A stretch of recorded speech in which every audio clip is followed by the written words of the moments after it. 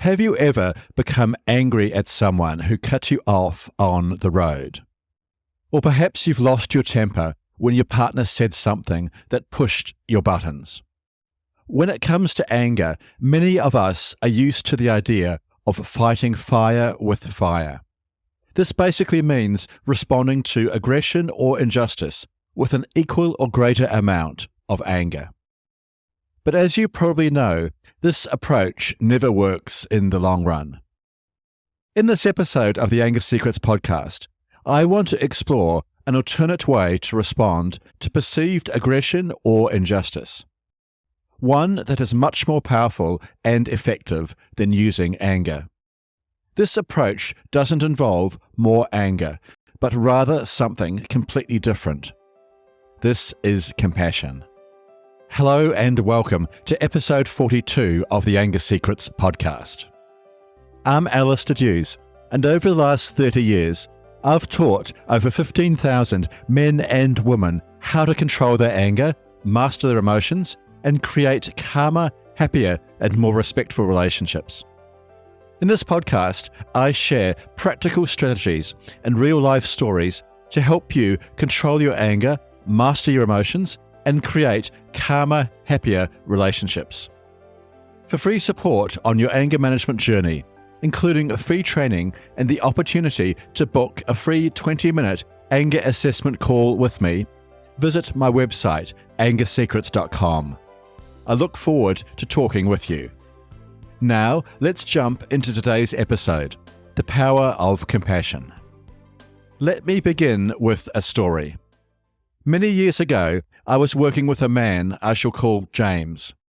James had a long history of anger outbursts that was affecting every part of his life, including his marriage and his work. James came in to see me one day. He said that he had been driving home from work a few days before. It was late at night and the roads were relatively empty. He was listening to music and feeling calm and relaxed. Suddenly, however, a car came out of nowhere and overtook him dangerously. The driver was speeding and driving erratically. Every aspect of the situation seemed dangerous to James, and he immediately got angry. He told me that as soon as the car passed him, he wanted to chase it and confront the other driver about his dangerous driving. So this is what James did. James chased the car for several miles, honking his horn and flashing his lights. He was determined to stop the car and confront the driver about their recklessness. Eventually, the other driver pulled over. James got out of his car, furious, and marched up to the driver's window.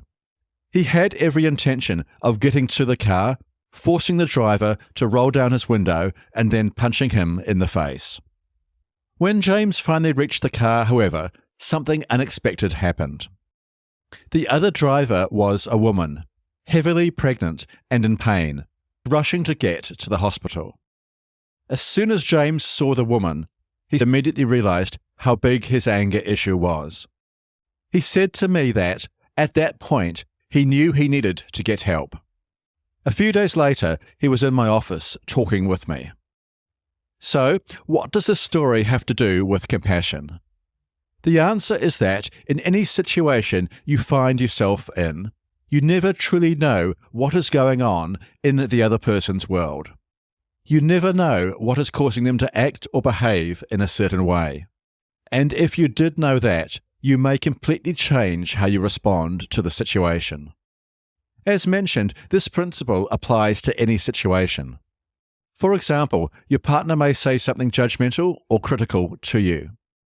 Most people in this situation are likely to respond with judgment or criticism back to their partner. This is likely to lead to an argument or a confrontation. But do you know what is really going on for your partner in this situation? In most cases, the answer will be no. Perhaps your partner has had a bad day. Perhaps they are feeling exhausted from looking after the children all day. Perhaps they are worried or anxious about a work situation that is coming up for them. In all cases, the most useful response is to seek to understand what is really going on for your partner in this situation. Don't respond with judgment or anger. Respond with understanding and compassion.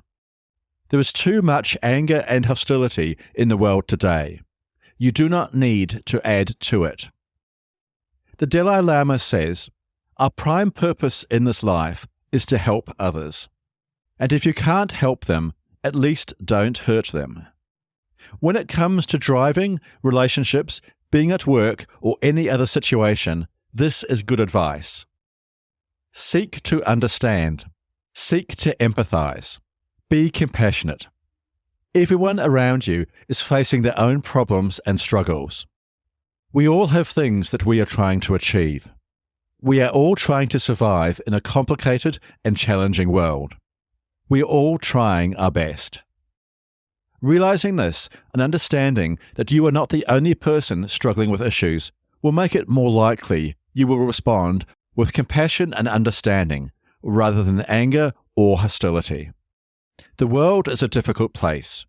You don't need to contribute to the difficulties of others. Okay, that's all for today's episode, The Power of Compassion.